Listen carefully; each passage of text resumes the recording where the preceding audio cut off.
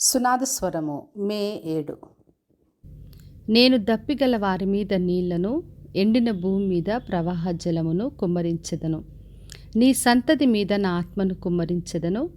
నీకు పుట్టిన వారిని నేను ఆశీర్వదించెదను. యెషయా గ్రంథము 44వ అధ్యాయము 3వ వచనం. మరి దేవుడు ఈ రోజున మన కొరకు, మన సంతానమున కొరకు వాగ్దానం చేస్తున్నాడు. నేను దప్పిగల వాళ్ళ మీద నీళ్లను, ఎండిన భూమి మీద ప్రవాహ జలమును కుమ్మరించదని బయలుపరుస్తున్నాడు. మరి మనందరికీ కూడా దప్పిగా ఆశ ఉంటుంది. ఎన్నో విషయాల కొరకు దేవుని సన్నిధిలో ప్రార్థన చేస్తూ మరి అడుగుతుంటాం.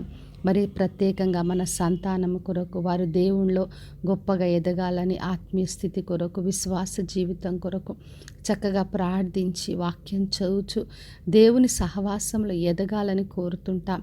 మరి లోకానుసారంగా పిల్లలు చక్కగా చదువుకొని ఉన్నత స్థితికి వెళ్ళి గొప్పవారిగా వాళ్ళు ఉండి ఎందరికో ఆశీర్వాదకరంగా ఉండాలని చెప్పి పిల్లల కొరకు మనం ప్రత్యేకంగా ప్రార్థిస్తుంటాం. అయితే కొన్నిసార్లు మనం అనుకున్నట్టుగా పిల్లలు ఆశీర్వదింపబడుతుంటారు. కొన్నిసార్లు ఎంత ప్రార్థించినా జవాబు దొరకకుండా ఎండిపోయిన స్థితిని చూస్తుంటాం. అయితే ప్రభు చెప్తున్నాడు, దేని గురించి దప్పిగుందో, దేని కొరకు ఆశతో మనం ప్రార్థిస్తున్నామో ఆ దప్పిగల వాళ్ళ మీద నీళ్లను, ఎండిపోయిన ప్రతి పరిస్థితి పైన ప్రవాహ జలము నేను కుమ్మరిస్తానని బయలుపరుస్తున్నాడు. మరి నీ సంతతి మీద నా ఆత్మను కుమ్మరించెదను, నీకు పుట్టిన వారిని నేను ఆశీర్వదిస్తానని బయలుపరుస్తున్నాడు. మరి దేవుడు మన సంతతి పైన తన ఆత్మను కుమ్మరిస్తాడు. మరి మన పిల్లలందరినీ ఆయన ఆశీర్వదిస్తాడు. ఎప్పుడైతే వాళ్ళు దేవుని ఆత్మ చేత అభిషేకింపబడతారో అప్పుడు వాళ్ళు చక్కగా ఎదుగుచు ఎంతో దీవెనకరంగా, దేవునికి మహిమకరంగా వాళ్ళు ఉంటారు. అందుకే అపోస్తల కార్యము 2వ అధ్యాయం 17వ వచనం రాయబడింది. అంత్యదినములందు సర్వశరీరులపైన నేను ఆత్మను కుమ్మరించెదను.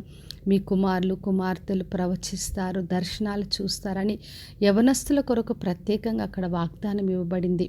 కాబట్టి నా ప్రియ సహోదరి సహోదర, దేవుడు మన సంతతి పైన తన ఆత్మను కుమ్మరించే దేవుడు. మన పిల్లల్ని ఆయన ఆశీర్వదిస్తాడు. మనకి ఎటువంటి ఆశ ఉన్నా, ఎటువంటి పరిస్థితి అయినా మనం విశ్వాసంతో మన పిల్లల్ని దేవుని చేతికి అప్పగించినప్పుడు ఎండిపోయిన స్థితి అయినా దేవుడు తన ప్రవాహ జలముతో వారందరినీ తృప్తిపరిచి గొప్పగా దీవించి ఆశీర్వదిస్తాడు. ప్రార్థన చేసుకుందాం. పరలోకమందున్న మా తండ్రి, మా దేవ, ఈరోజు ఇచ్చిన వాగ్దానం కొరకే వందనాలు. ఎవరు ఏ దప్పికతో ఆశతో తండ్రి మీ పాద సన్నిధిలో ప్రార్థిస్తున్నారో ప్రతి ఒక్కరిని తండ్రి తృప్తిపరచండి.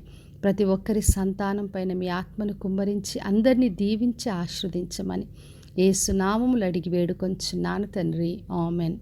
ఈ శుభవచనము వినుచున్న ప్రతి ఒక్కరి జీవితంలో నెరవేర్చబడునుగాక. నేను మీ ప్రియ సహోదరి మంజులా చరణ్.